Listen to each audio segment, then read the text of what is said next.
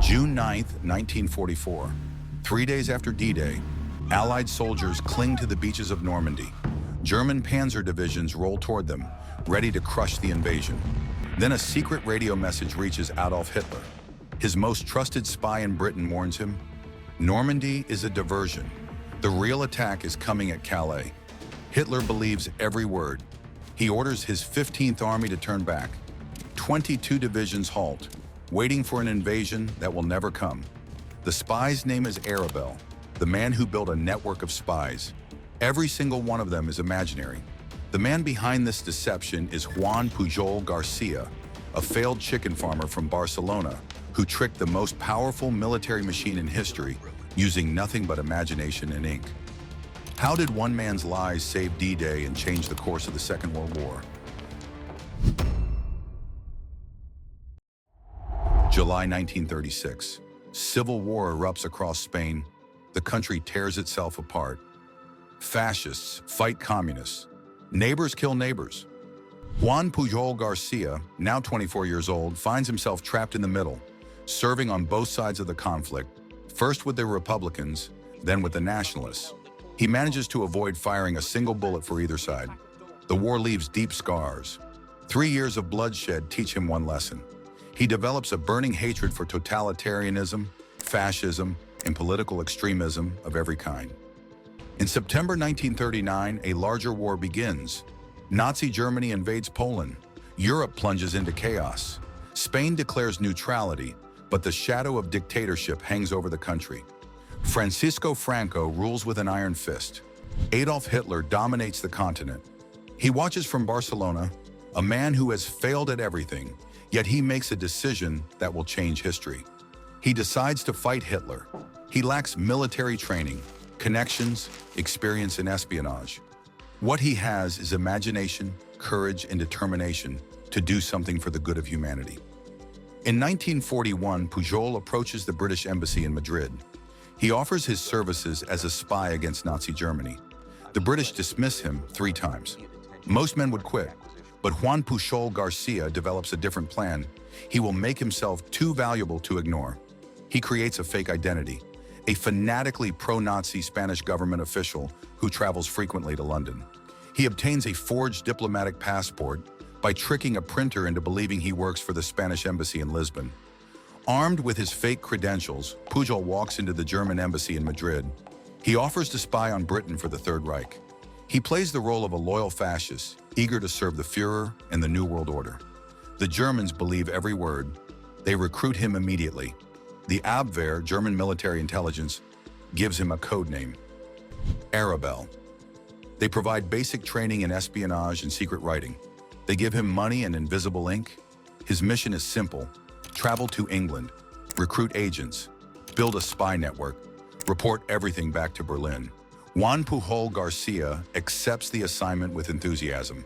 He shakes hands with his German handlers. He promises to deliver valuable intelligence from the heart of the British Empire. The Germans send him to England. He boards a ship to Lisbon instead.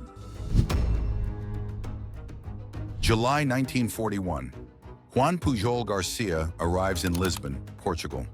The Germans believe he is heading to England. He rents a small apartment and stays exactly where he is. Pujol visits the local library. He collects tourist guidebooks, train schedules, British magazines, and newspapers. He studies maps of England, memorizes city names, learns the geography of a country he has yet to visit. Then he starts writing. He invents his first agent, a Portuguese businessman named Carvalho, living in Newport, Wales.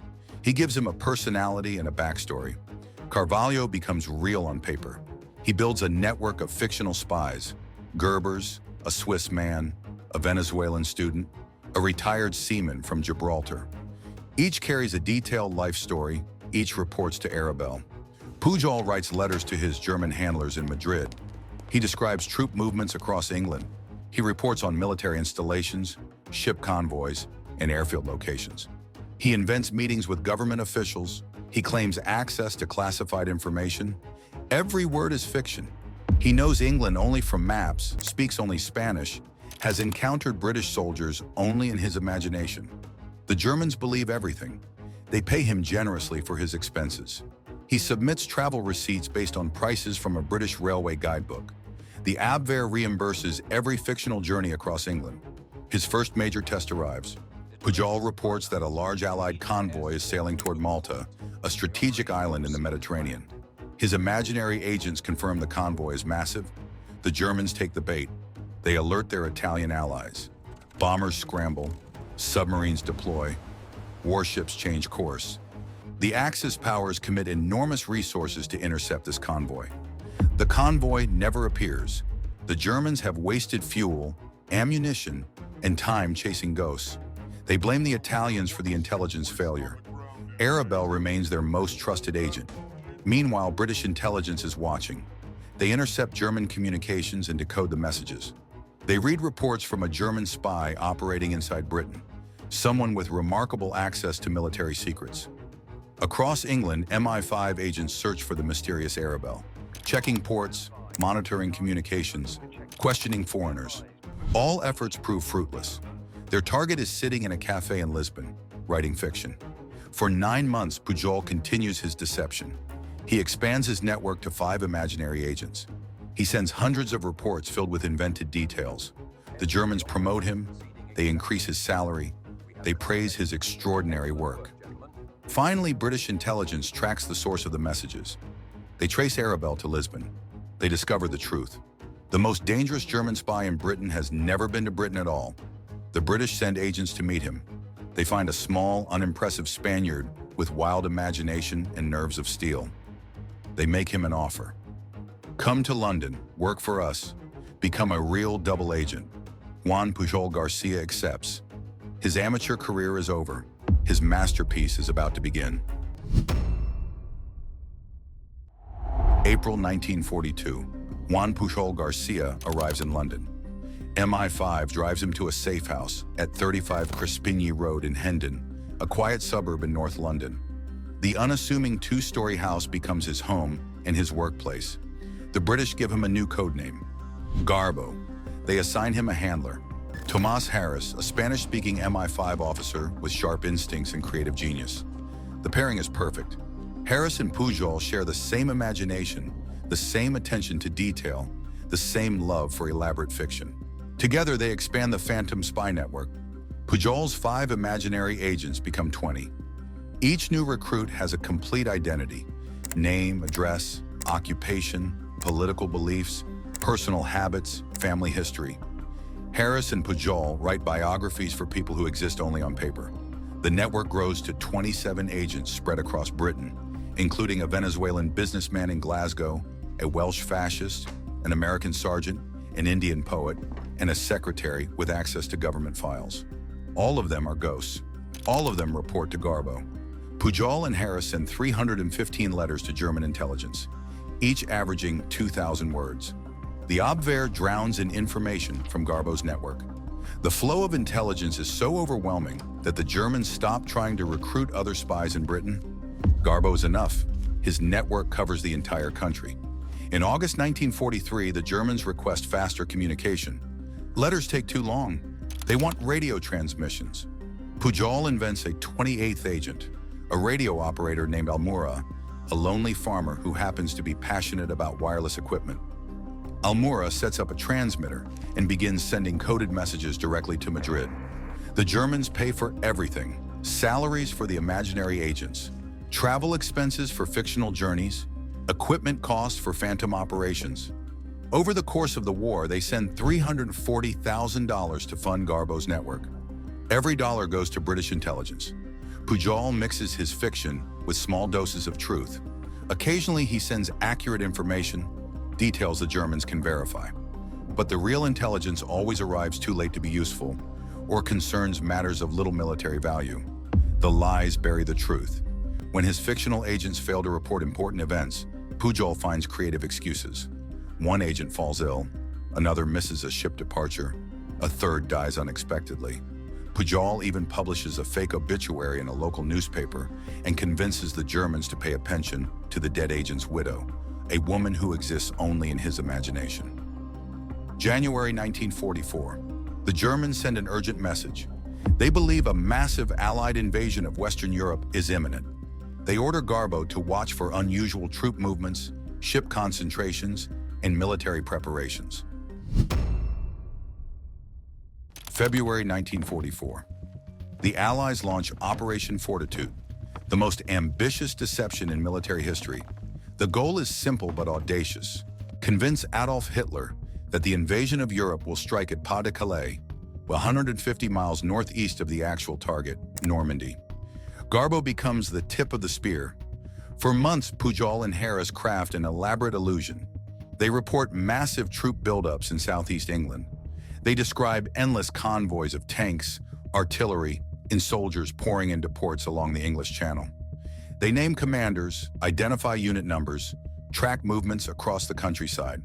The centerpiece of their fiction is 1st United States Army Group, commanded by General George Patton, the most feared Allied general in German eyes. 1st United States Army Group is poised to launch the main invasion at Calais. 1st United States Army Group is entirely fake. German reconnaissance photographs the buildup and reports back to Berlin. Garbo confirms everything. His agents send detailed reports about 1st United States Army Group's strength, readiness, and intentions. The Germans have aerial photographs and human intelligence pointing to the same conclusion: the invasion will come at Calais. Between January and June 1944, Garbo transmits over 500 radio messages to Madrid, sometimes 20 messages in a single day. The volume is staggering. German intelligence struggles to process the flood of information from their star agent. June 5, 1944, the eve of D-Day, Pujol makes an extraordinary request to Allied command. He asks permission to reveal the timing of the actual invasion to the Germans. He wants to warn them that troops are heading to Normandy. General Dwight Eisenhower, Supreme Commander of Allied Forces, approves the request. The plan is calculated. Garbo will send the warning too late for the Germans to respond, but early enough to prove his reliability. When he later claims Normandy is a diversion, the Germans will believe him completely. That night, Pujol contacts his German radio operators in Madrid. He tells them an agent has urgent information. A message of extreme importance will arrive within hours. He instructs them to stand by through the night. At 3 a.m. on June 6th, Garbo begins transmitting. The Germans fail to answer. He tries again. Silence. He tries repeatedly throughout the early morning hours. Madrid is asleep. At 8 a.m., 3 hours after the first Allied soldiers stormed the beaches of Normandy, the German operators finally respond. Garbo explodes with carefully rehearsed fury. He berates the operator for negligence and incompetence. He threatens to abandon his mission. His anger is theatrical, designed to reinforce his credibility. Then he delivers his message. Allied forces have landed in Normandy. He provides accurate details about troop positions, landing zones, and military units. The information is genuine but useless, hours too late to help German defenses. The Germans are devastated. Their most trusted agent tried to warn them, and they missed the call. Their guilt runs deep. Their faith in Garbo grows stronger than ever. 3 days pass. Allied forces cling to the Normandy beaches. The situation is precarious. German reinforcements could crush the invasion.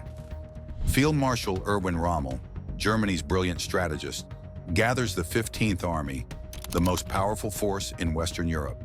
The Panzer divisions begin rolling toward Normandy. June 9, 1944.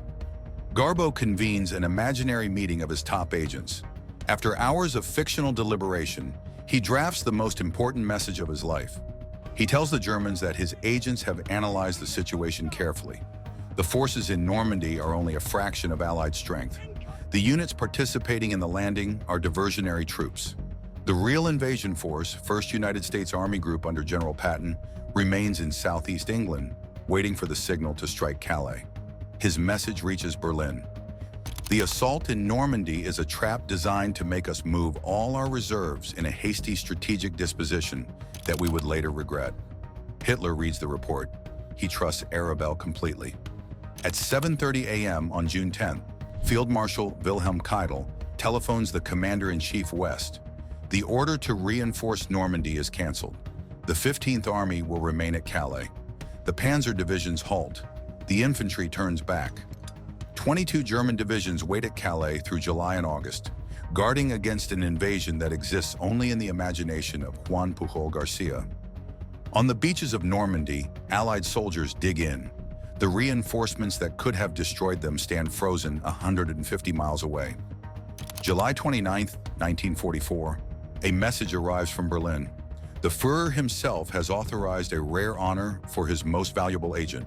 Arabel receives the Iron Cross, second class, for extraordinary services to Germany.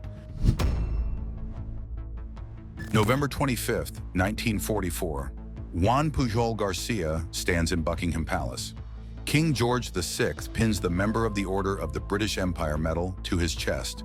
The small Spaniard who fooled Hitler now receives Britain's highest civilian honor. 5 months earlier, Hitler awarded him the Iron Cross. Now the King of England decorates him for the same war, the same mission, the same lies. Juan Pujol Garcia becomes the only person in history to receive the highest honors from both sides of the Second World War. The war in Europe ends in May 1945. Allied forces sweep across Germany. Hitler dies in his Berlin bunker. The Third Reich collapses. The Germans discover the truth about their phantom spy networks, their imaginary agents, their trusted Arabel who fed them fiction for 4 years. Pujol knows what this means. Surviving Nazis will hunt him. Former Abwehr officers will seek revenge. His name appears in captured German files. His face is known. His life is in danger. MI5 offers a solution. They will help him disappear. In 1949, Juan Pujol Garcia boards a ship to Angola, a Portuguese colony in Africa. Shortly after arriving, news reaches Spain that he has died of malaria. His wife Araceli receives word of his death. She mourns her husband. She returns to Spain with their 3 children. The death is fiction, one final lie from the master of deception. Pujol is very much alive. He travels from Angola to Venezuela, settles in the town of Lagunillas, and builds a new life under a new identity. He works as a language teacher for Shell Oil. He remarries a woman named Carmen Celia. They have 3 children together. Eventually, he opens a small bookstore and gift shop called La Casa del Regalo in Caracas. The man who invented imaginary spies now sells novels and souvenirs to ordinary customers. His past remains hidden. The quiet shopkeeper once changed the course of history, yet his customers see only an ordinary man. Decades pass. The Cold War rises and fades. The world forgets Juan Pujol Garcia. He becomes a ghost in every sense, a man who exists in classified files and fading memories. In 1971, a British politician and writer named Rupert Allison begins researching double agents of the Second World War. Writing under the pen name Nigel West, he discovers references to an extraordinary Spanish spy codenamed Garbo. The files describe his achievements in remarkable detail, but the man himself seems to have vanished. Allison searches for years. He follows trails through old documents, interviews retired intelligence officers, traces connections across continents. The evidence points to one conclusion. Garbo faked his death. He is still alive somewhere. In 1984, Allison finally tracks him down. He finds Juan Pujol Garcia living quietly in Caracas, Venezuela. The old spy is 72 years old, running his bookstore, living an ordinary life. Allison convinces him to tell his story. Together, they write a book about his wartime exploits. The secret that Pujol kept for 35 years finally comes to light. That same year, Britain invites him to return for the 40th anniversary of D-Day. Pujol travels to England for the first time in 4 decades. He visits Buckingham Palace again. He meets Prince Philip. He receives honors and applause from a nation that owes him an unpayable debt. Then he travels to Normandy. He walks the beaches where Allied soldiers landed on June 6, 1944. He stands on the sand where thousands died fighting their way into Europe. Veterans line up to meet him. Men who stormed those beaches, who survived because German reinforcements stayed at Calais, shake his hand and thank him. Pujol is overwhelmed. For the first time, he sees the human cost of war and the human value of his deception. He saved lives, thousands of lives. His lies protected real soldiers, real families, real futures. He returns to Venezuela. He gives interviews. He enjoys a few years of recognition after a lifetime of shadows. On October 10, 1988, Juan Pujol Garcia dies in Caracas at the age of 76. A stroke ends the life of the greatest double agent in history. His grave in Choroní, Venezuela, bears a simple inscription. Few visitors understand the name carved in stone.